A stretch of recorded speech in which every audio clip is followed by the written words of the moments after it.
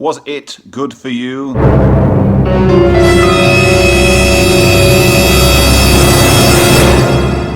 Hello, this is my review of It Chapter 2, the sequel to It Chapter 1, which came out in 2017. Released this last week. I saw it on a Saturday, a couple of days ago.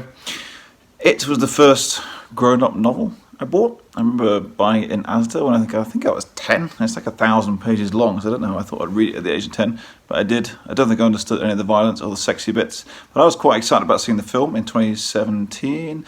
So the first film adapted sort of half of the book, the bit when all the central characters are kids, and this new one adapts the other half of the book when all the characters are adults. In the book, they're not like two halves, it's all chopped up as they go, it's done in flashbacks, but this does it in the kids and the adults with some flashbacks to the kids, so you get to see the ones from Stranger Things and all that other kind of stuff as you go through. I didn't really like the first film. I didn't think it was scary. I thought it was kind of a bit of a teenage thing. I didn't think it had any sense of the town or Stephen King's weird nostalgic thing, and it replaces all the kind of B-movie fun of the novel with these kind of slightly naff, the trauma I had when I was a kid kind of sequences. The new one's a bit of a different prospect, mainly because it's 2 hours and 45 minutes long, which is just what you want from a Saturday night horror movie. It Chapter 2 starts with a really nasty, unpleasant bout of homophobic violence, which presumably is supposed to be like a metaphor for the fact that it has corrupted the town, or like homophobia and hate bring it back. I don't know, I feel like the Nazis say knee. I don't know, it doesn't tell you. You just suffer through some really unpleasant homophobic violence. So you get like 10 minutes of that, and then you get like half an hour of the adult cast coming back together. They do look like the kids, which is good. And Bill Hader from from The Office, who crops up in Brooklyn Nine-Nine. He's really funny, as the funny one. So you get like 20 minutes, half an hour of that, or like Jessica Chastain or James McAvoy cropping up.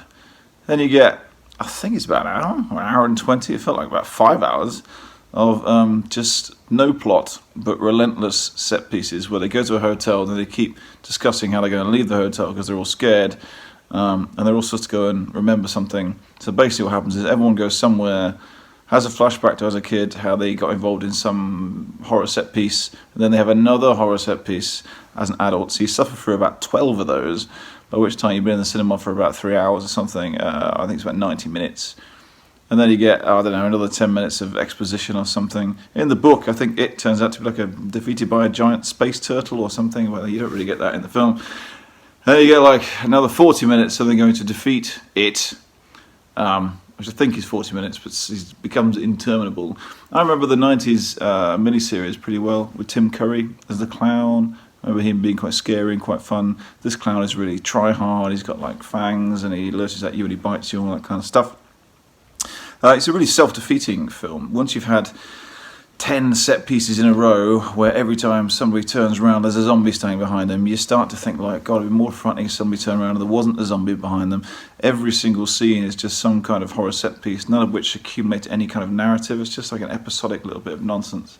None of them are well directed. It doesn't have any sense of tension or fear. It doesn't let any of its shots linger to build any kind of tension. It goes straight for this kind of funhouse approach, so that you never actually get a chance to get involved in it. You get no sense of this town where they all live, which would be quite scary if you got the sense that everywhere you went it was lurking under the bridges or whatever, but you don't get any of that. It puts a lot of stock in the imagery around its balloons and all those kind of things, but it doesn't do very much for me.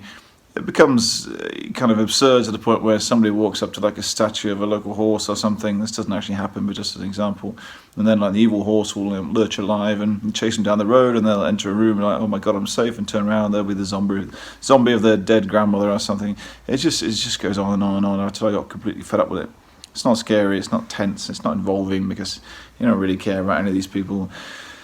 Jessica Chastain is the only female character who's saddled with this domestic violence storyline, which is in the book, but when you watch it in the film, where all the men have grown up to be extremely successful and she's suffering in this awful marriage, we don't know much about her career, feels really reductive.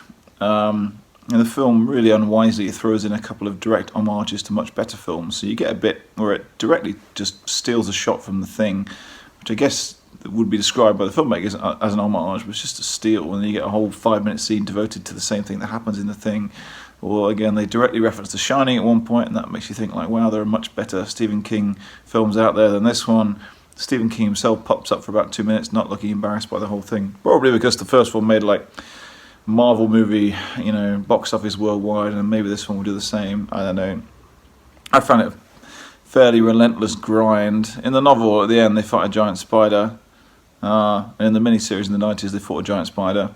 This one tries to avoid that and have them fight something else, which is fine, but it goes on forever. And the film really isn't helped by it. It doesn't set its own rules. So this evil clown thing apparently comes back every 27 years, but we don't know why. No, it just isn't clear why it doesn't just kill them. Like, you see it just eat people's heads, and every time like James McAvoy wanders up to it, you just kind of go, just eat his head. I don't understand why it has to like scare people or something. It's not clear if the clown kind of feeds off your fear, or as if it only feeds off what you imagine. So if you imagine something else, you can get rid of it or something. The rules just aren't, they're just not set. McAvoy is kind of the closest thing to what the film has as a lead. And he's okay. He turns up and does a professional job with an American accent. But really, I liked him in his kind of lanky Scottish days, and he seems a bit mired in these American blockbusters. He had that last X-Men movie that just flopped. Now he's in this, where he just gets a bit lost in the quagmire. I think he deserves a lot better. Bill Hader's genuinely funny. He's really entertaining, but everybody else is a bit of a damp squib. All the kind of Native American mythology rubbish in the background is all a bit embarrassing and vague. Really, I just find it a relentless grind. I love horror movies. And I like seeing them at the cinema on a Saturday evening after a glass of wine.